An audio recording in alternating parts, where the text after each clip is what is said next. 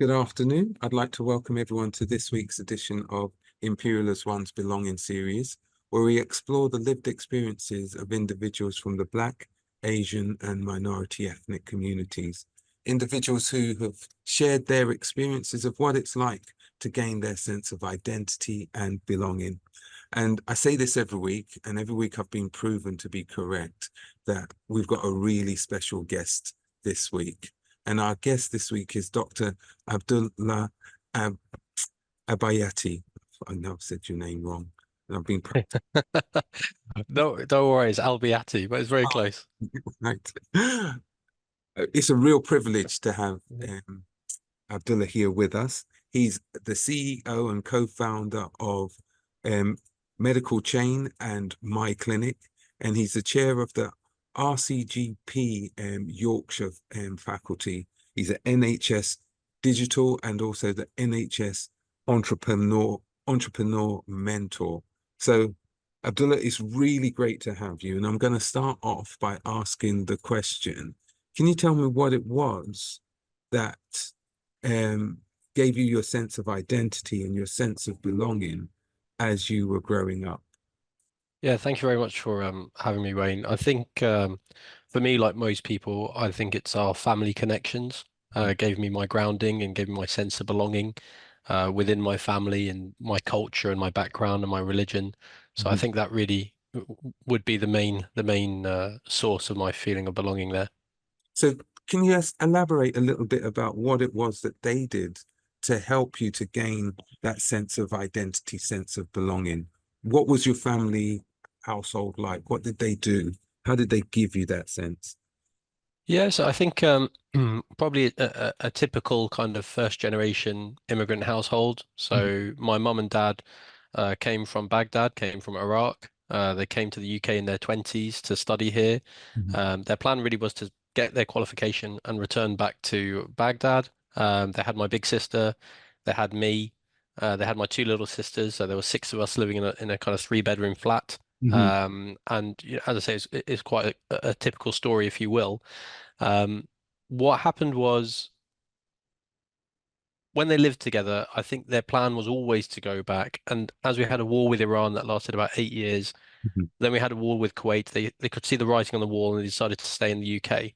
Mhm. And my parents being here with no family, no resources, just by themselves, I think that kind of hard graft and sacrifice really got instilled into us as children, Mhm. what they were doing to make things work and how we were really the main objective for them is just to see us go ahead and succeed. And I think my parents uniquely, have a very great chemistry between them and a very great combination and approach to parenting, which are totally different from each other, but together it works quite well. Yeah. And I think that's resulted in my big sister being a doctor. I'm a doctor. My middle sister is a dentist, and the youngest one is a doctor as well. So there was well, so congratulations to mum and dad. Let's put it coming over with no support network or mechanisms, but they were able to instill. You said they came over to study. Yeah. What did they study, and how did that impact on their way of life, as it were? It doesn't sound like it you had much, but Yeah, education. so my dad was a telecommunications engineer. Mhm. So his first job was to go work in British Telecom back then. Mhm. And my mum, her background was an accountant, and she came here to do finance and accounting. Mhm. And my dad continued working in telecommunications up until the age of about 50, where he was made redundant, and really he went for a very long period after that where he didn't have work.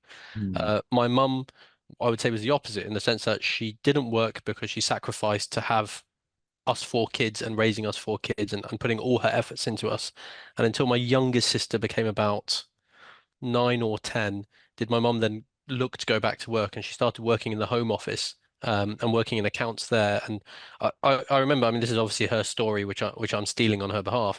But I remember when she went for her interview at the Home Office, they said, "You've got no work history here. You've got no work experience here. That you've got a qualification from, nearly 15, 20 years ago. How are we meant to employ you? How can you demonstrate you would be good at your role?" And really, she used us as her reference. She said, "I've got these four children. we don't have much, but I've got them all into private school on fully assisted places or full scholarships and full bursaries. And that's because of my hard work that I put into these four children.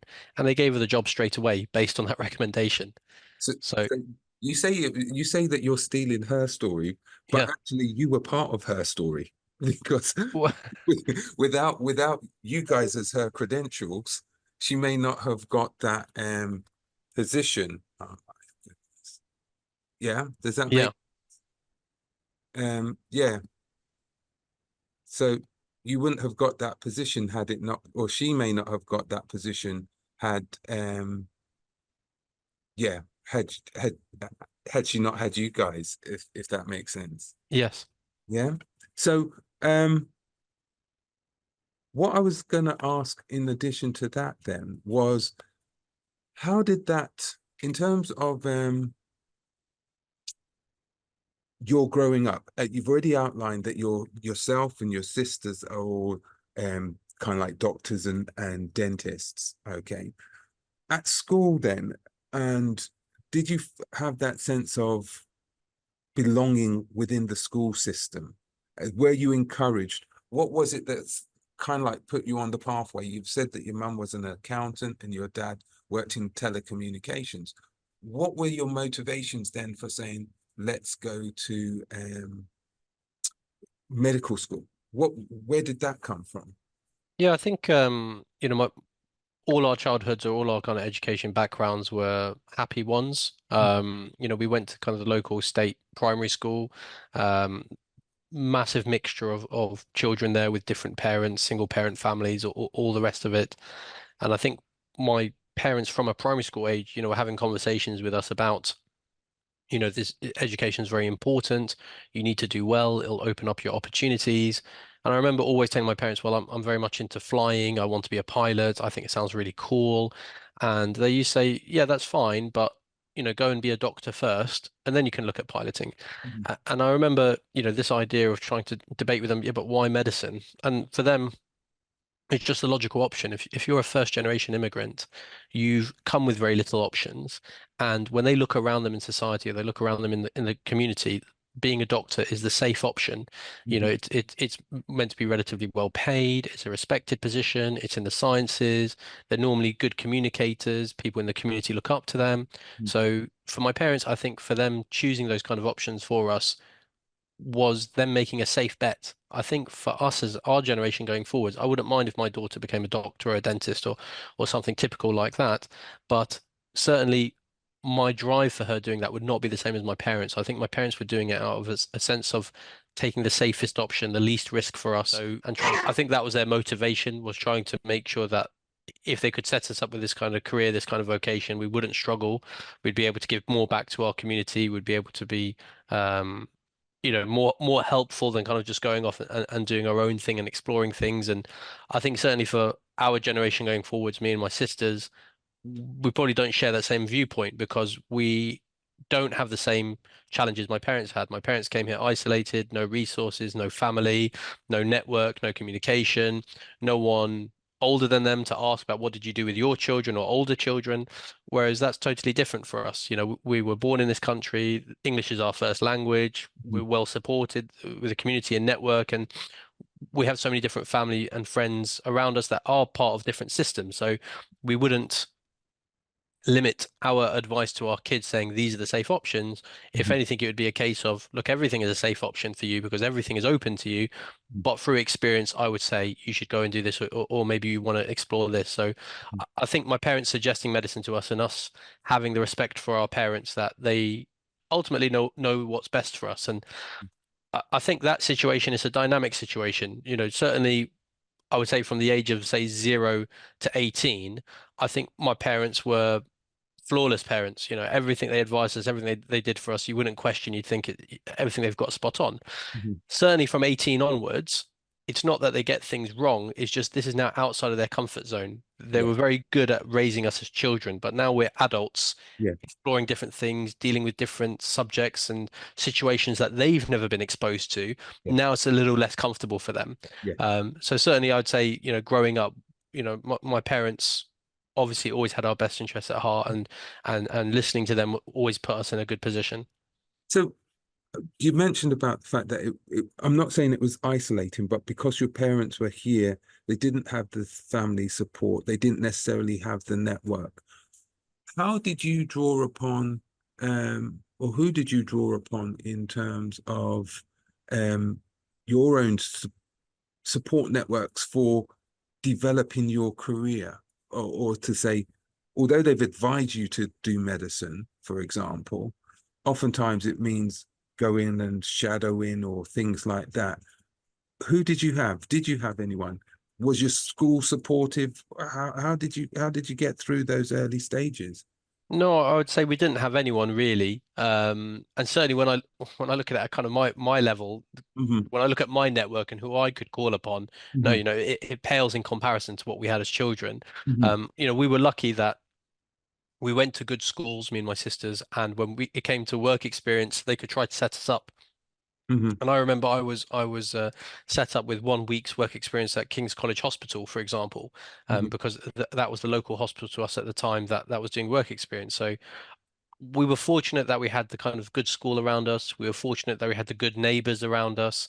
But I think beyond that and a lot of luck, no, you couldn't say my parents had planned this or there was some kind of um, Hmm. process in place there that was if we get them to do these things, they'll figure that out. And I think, a good example of that is my oldest sister went through the hardest tribulations compared to the rest of us. Our older sister Amna was the pioneer. She's the first one to go to primary school, first one to go to secondary school, first one to do GCSEs, first ones to do work experience at A levels, and you could see how Amna took a lot of battle scars along the way. An example of that would be when we were applying for secondary school, for example, and my parents really wanted to get us into good secondary schools using full bursaries or full assisted places because we couldn't afford private schools at the time. I remember Amna coming home from the entrance exam. And she was telling my mum, what the hell was this non-reasoning thing? I've never seen this before, non-verbal reasoning.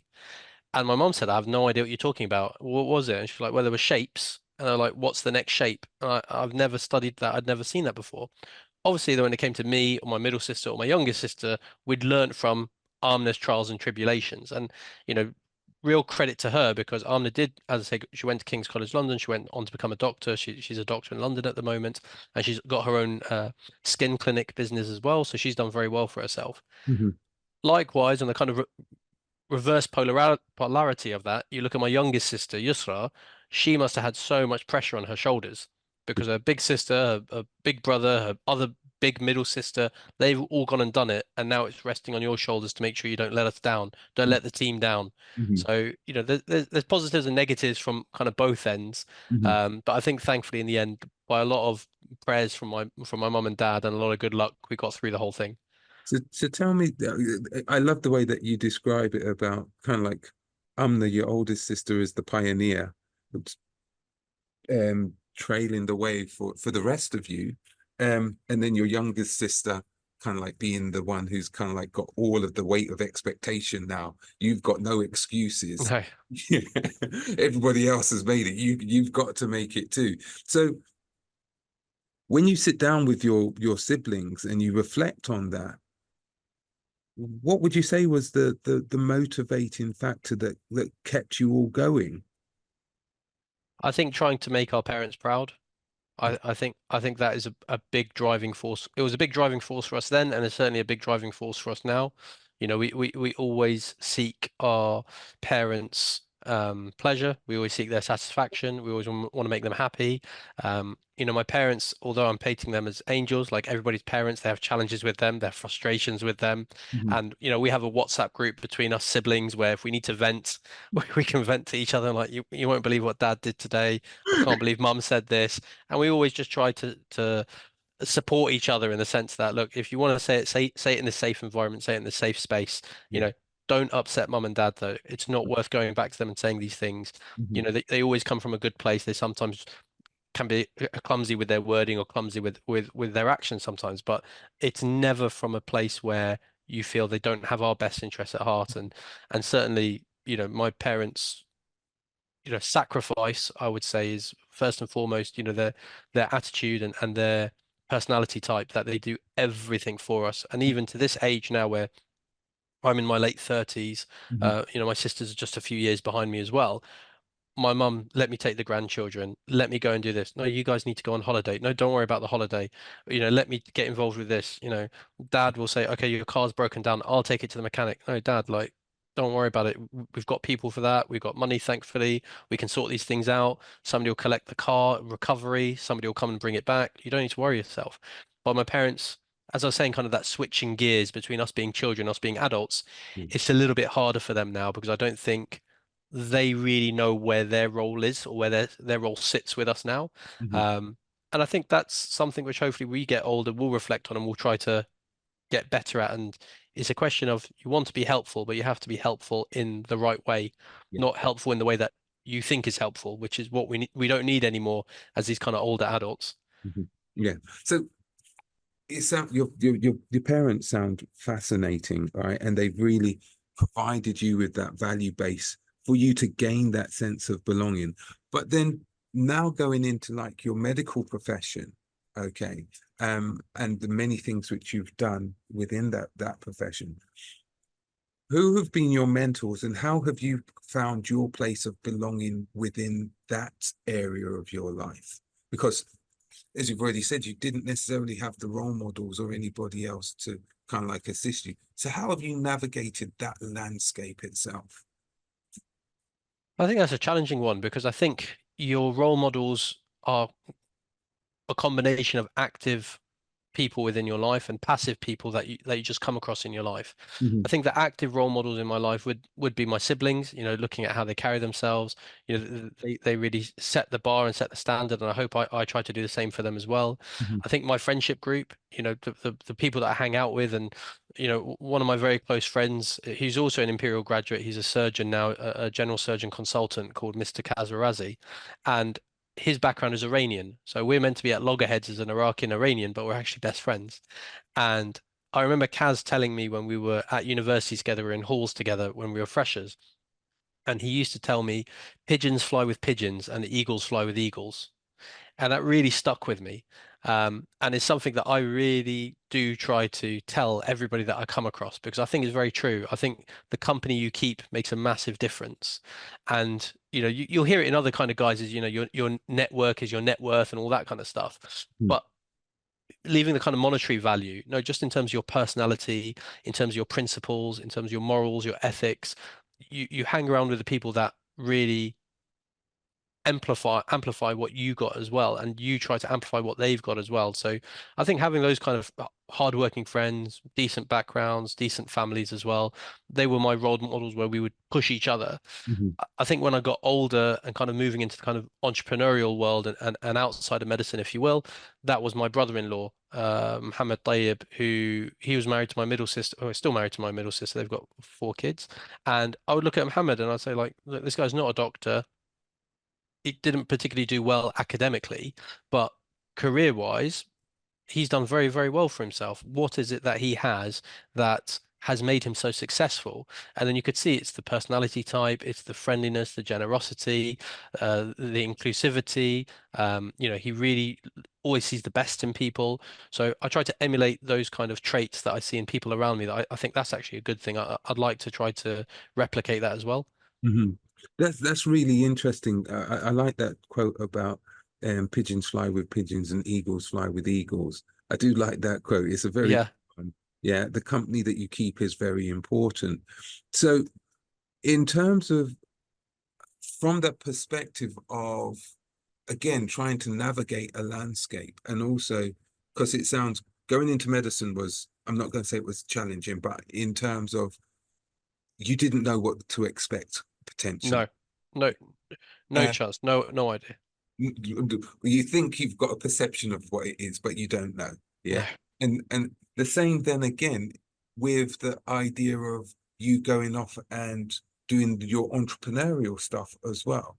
What was it that kind of like, because those are both two pivotal points of thinking, I'm not going to necessarily be satisfied with the status quo of where Mm. we are, stay in my comfort zone.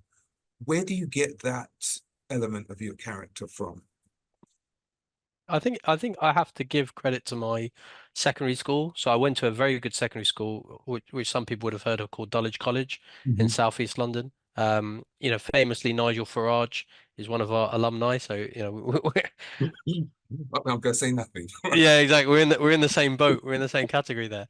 But my school again, down to my mum, I would say, academically pushing us, and down to my dad giving us the kind of courage and strength and personality and resilience. I managed to apply to 5 private schools in the area. I got into all 5 private schools, full bursary because we couldn't afford it. Mhm. And when I chose Dulwich College, I'd say Dulwich College really, and we're talking this was 1997 is Mhm. when I joined Dulwich College. Um, it really was pushing you. It really wasn't. And when I mean pushing you, I don't mean academically.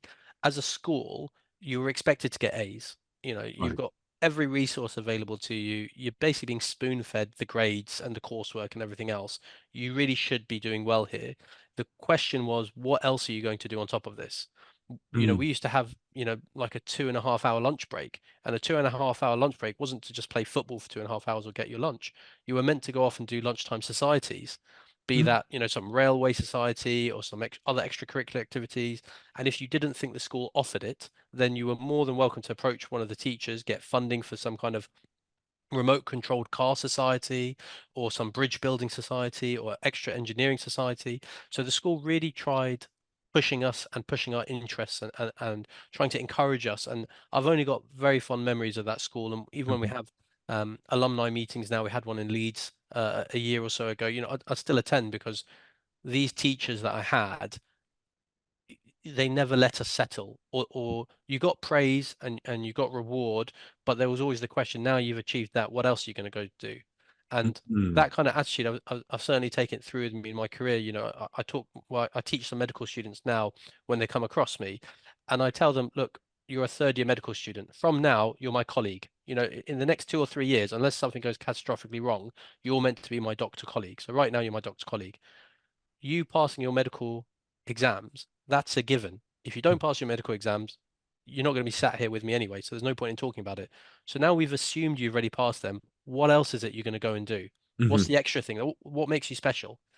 And that's something I try to. I think I was slow to the uptake as I was growing up. I think when I got into Imperial, when I got into medicine, I patted myself on the back a bit too much. I failed my exams in the first year because I forgot how to study and actually work hard because I was congratulating myself too much. But it was that aspect of, okay, but now you've achieved this, or this is now your baseline. What else are you going to push on? Because you look at this class of 300 people, 300 academically excellent people.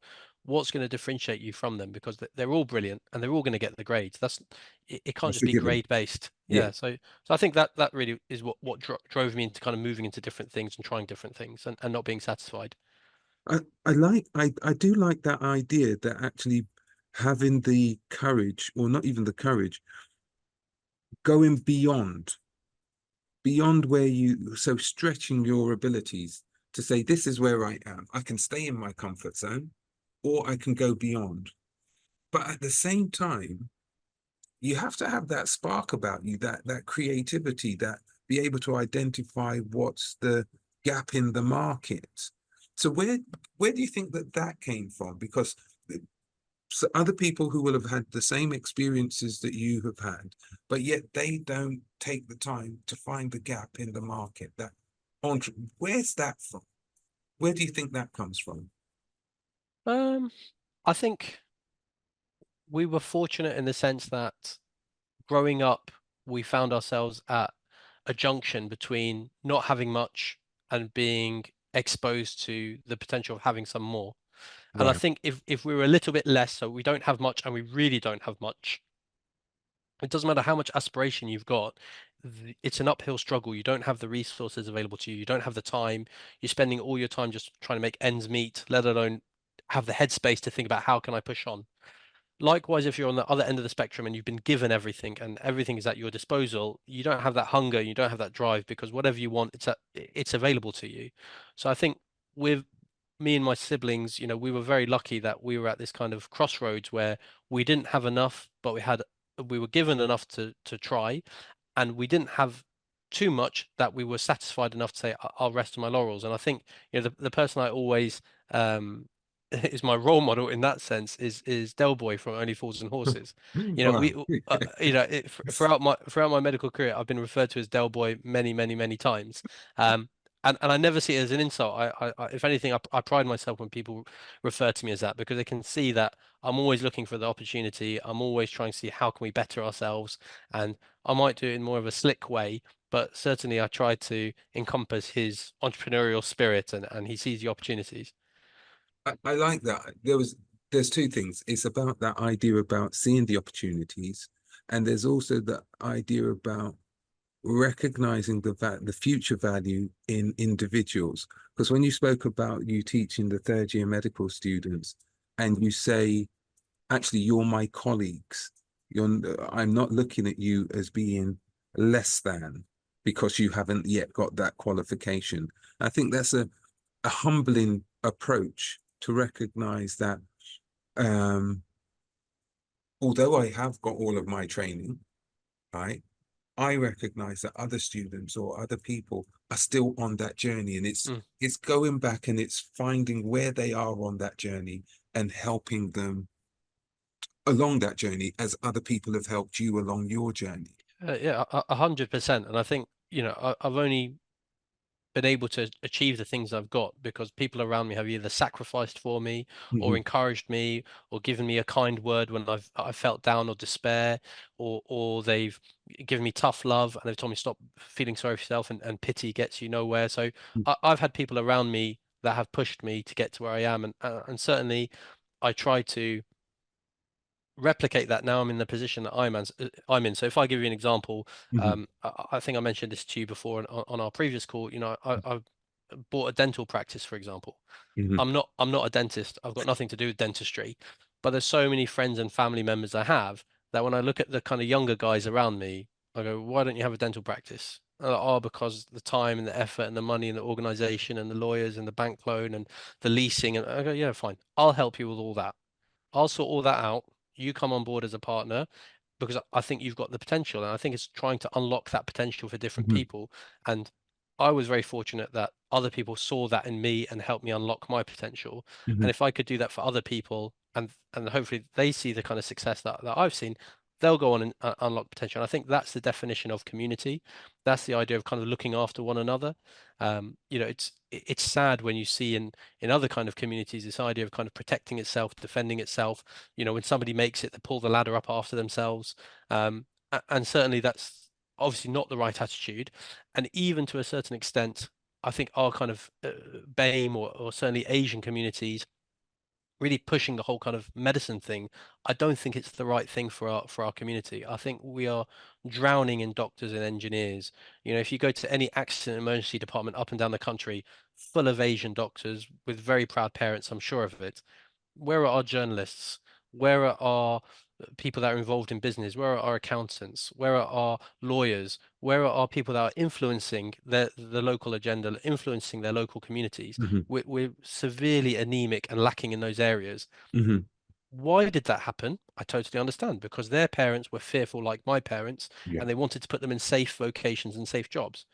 Okay, but now we've done that. Now we're the second generation or the third generation. We need to do better. We need to be more involved and make more of a difference so that our future generations can benefit from the hard work our parents put in as well. So that's something I'm always trying to influence around me as well.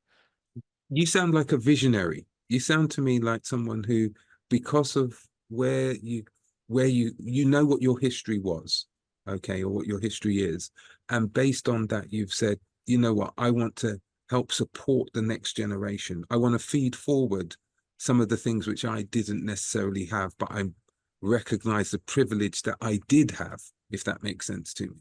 It makes sense. So, how would you I'm just thinking about, can you give us an insight into some of the things which I spoke about at the start when we were looking at your businesses that you set up? What was it that got you into the medical chain and the My Clinic and the NHS entrepreneurship? Why did you embark upon those things? And give us a flavor of what they entail. I think by that point I was married, so I've got my wife with me. I've got some responsibilities now, and Hmm. I think when I look at my trajectory as being a kind of two-dimensional doctor, if you will, or a two-dimensional doctor career, you can plot it from now till the age of 60, 65. You Hmm. can see which direction I'm going in. You can see how much money I'll be earning. You can see the kind of middle class lifestyle I'll be living. And I kind of looked at that and just thought that's a bit boring. That's not really what I want. Um, by all means, it's great as a safety net. And if that's all that ever ends up or all I ever amount to be, by all means, is a very good outcome. Hmm. But I certainly wanted more for me, my wife, my family, to give back more to my parents, give back more to my in-laws, her parents, I see them exactly as I see my parents as well. Hmm. So I realized only really going through a kind of business route would that make an opportunity. And I've always had business ventures, wherever I've even when I was at university, I've always been tried to be entrepreneurial.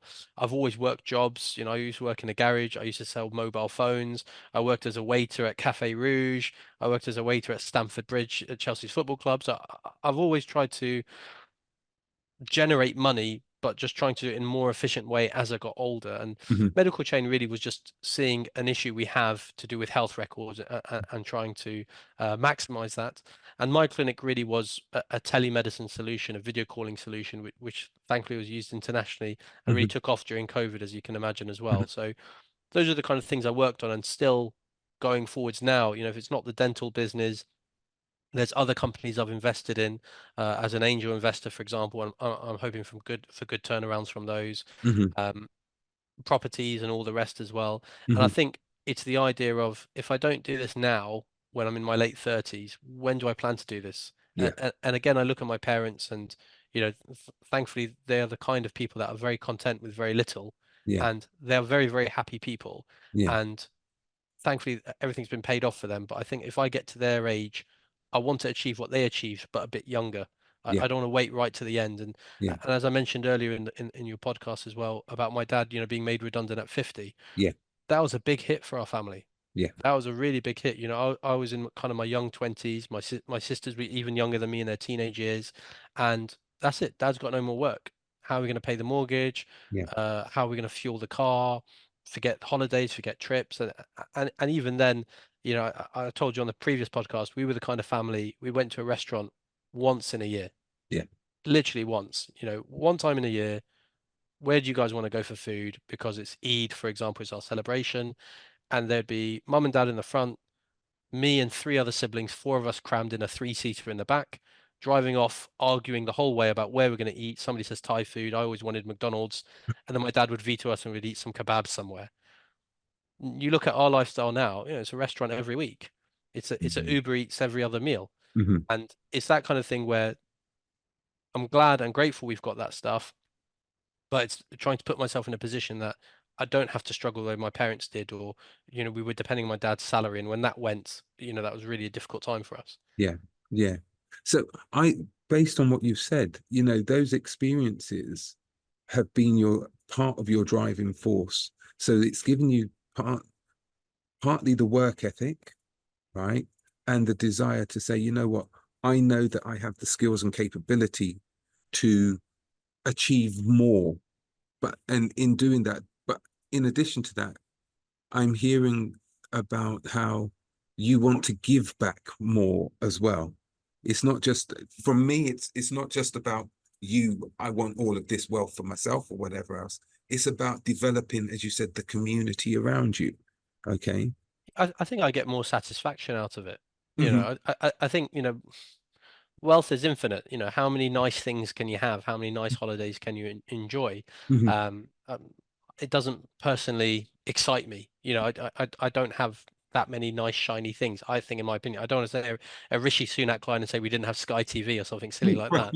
But we have nice things, and how many nice things do you have? And even to make this even more personal, me and my wife being together now for 12 years, we Hmm. couldn't have children, for example.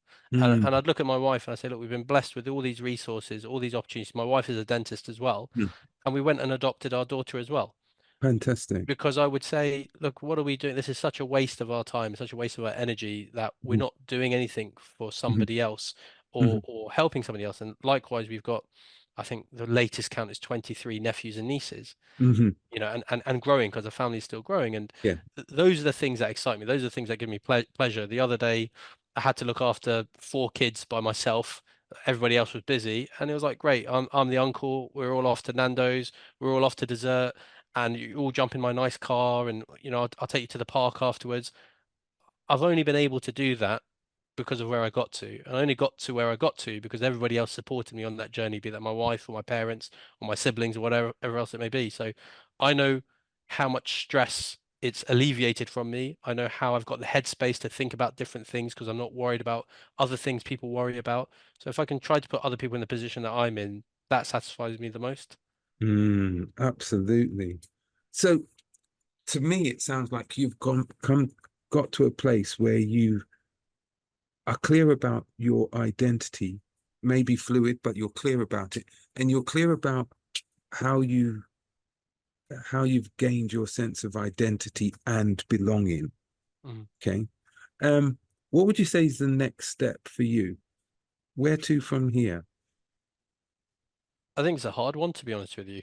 I Mm-hmm. think it is. I think it is something I don't have an answer for, Mm-hmm. um, because things are good and things are stable. I think a lot of my efforts are trying to replicate what my parents did and put it into my daughter and Mm-hmm. try to give her every opportunity that I can do and make those sacrifices for her as well. Mm-hmm. Um, I think beyond that, we have to kind of open up our scope of who we can help or who we can influence. And I know my traits are good in business, for example. So as I say, I'm trying to support certain people in my community. Mm-hmm. And I hope as time goes on, I can support more people in my community. And Mm-hmm. maybe it won't be the kind of rolling up my sleeves and getting involved in doing the heavy lifting, which I've been doing recently. Mm-hmm. Maybe it will be more in an advisor role. Mm-hmm. And if anybody ever comes to ask me for business advice or financial advice or anything to do with a health career, for example, I'll try to be there and try to, if I can't help them, at least I might know somebody that can, and Mm-hmm. just try to be that bridge for them. Mm-hmm. I was going one final couple of questions. Are you mentoring anyone at the moment? I've got a lot of people. I've got a lot of people. So, one of the things was the kind of NHS entrepreneurial scheme, and I mentor some people there. I randomly have people reach out to me on LinkedIn, for example, or sometimes on Instagram, and say, would you mind just talking to me about my idea or whatever it Mm-hmm. may be? And I'm always open to it because again, I know my experience of emailing people and just getting blanked and how disheartening and futile it felt. And I Mm-hmm. certainly try not to make anybody feel that way. So anybody that contacts me, if I can't help them or I'm too busy, the least they'll get from me is a reply just saying, I'm sorry, I don't have the space for you right now. Or Mm-hmm. I'll try to put them in touch with somebody that does and can help them. Okay, fantastic. From what you've said to me, is from the humble beginnings of your parents sound absolutely amazing. Uh, Yeah, no, they are. They are. yeah, absolutely. And the way that they've supported you and helped you to become someone who's supportive and nurturing of so many other people is amazing. I'm going to ask a couple more questions. It's kind of like my final couple of questions. And it's kind of like, um, what advice would you have given to your younger self just what advice would you have given to your younger self? And what do you think your younger self would look at you now and say, wow? I think the advice I'd give to my younger self is never be satisfied. Hmm. I think certainly there were times where I thought I was good enough, and I think the attitude was wrong in the sense that either you weren't good enough and you lack insight that you think you are, Hmm. or no, you're correct, you are actually good enough and you've achieved something. But then the question is, what next? Now you've mastered this, what is the next thing you're going to do? And I see that as kind of a lot of time wasted. Hmm. Um, I'm very grateful and thankful for the journey I've been on. And I think without all the kind of downs, there wouldn't be the ups. Hmm. But certainly, I look at young people today, and I'm talking about kind of 12, 13, 14-year-olds. They should all have their own YouTube channels now. They should all have their own business ideas. There's so many things that the resources available to them, we couldn't dream of back then, Hmm. mobile phones and all the rest of it. So how are you pushing yourself? What are you doing with it? If somebody told me I'm studying at school, I'd be like, great. So you're doing that from 9 till 4, but what are you doing after that? I'm watching TV. Sure, you need to watch TV. There's nothing wrong with watching TV, but how much time are you dedicating to TV? You know, what else are you doing outside of that? Yeah. Or even if it's not in a business sense, how are you improving yourself? How are you working on yourself? You know, are you reading books? Are you listening to podcasts? Are you attending talks? You know, how are you exploring different things or networking on the very lowest level just to develop yourself and your personality and see what your interests are? So I think that's what I would tell my younger self. Um, what would my younger self look at me? Yeah, not bad. I think, you know, it's certainly compared to where we were as a family and how me and my sisters are doing now as individuals. You know, my sister Amna, as I said, has her skin products. Hmm. I have my tech stuff. Yasmin, my middle sister, who's a dentist, has a big clinic in Cobham to do with facial aesthetics. Hmm. Yusra's a mother of four kids and supports my sisters on these ventures as well. And I used to employ her in my health tech company as well. Yeah. So, you know, I think collectively the sweetness in it is not one of us has done well. The sweetness in it is all four of us has done well, and all four of us support each other with Yeah. whatever they're doing. Yeah. And I think my younger self looking at that is more happy that we all made it rather than just I made it. Yeah. I love that. And it goes back to that sense of, and that's where you get your sense of belonging, because it was almost, I'm not going to say it was you and your family, your siblings against the world, but sometimes it may have appeared that way, you know, and so that's wonderful. Abdullah, I really want to say a big thank you, and I hope we get to meet up in person sometime soon. All right, That's a because pleasure. Thanks very much for your time, Wayne. yeah, it's been absolutely brilliant. I'm going to just let people know what's going to be happening next week on the Belonging series. And if anyone wants to stay and have a short conversation afterwards, then please feel free. So on next week's, we're going to have a lady, Renee Taylor, and she's an executive coach, a leadership consultant, and an author. So it's not next week, sorry. It's going to be on the 19th of July. We won't have one on the 12th. We've got one on the 19th of July. And if you have missed any of the Belonging series or episodes in the past, then please go to our YouTube channel, which is tinyurl.com/belonging-IAO. And you'll be able to see and hear many of the other interviews that we've done. And finally, I just want to say a big thank you. I say this every week because I really do mean it. Thank you to all of the participants, both those who have been our guests, but those who tune in and listen. Thank you for hearing the stories of belonging, the stories of how people have gained their sense of who they are and how they want to share that with the rest of humanity. Because you know what? We all belong. Sometimes we just need to find the place where. So until the 19th, please have a good time and we will meet again very soon. Okay, bye for now.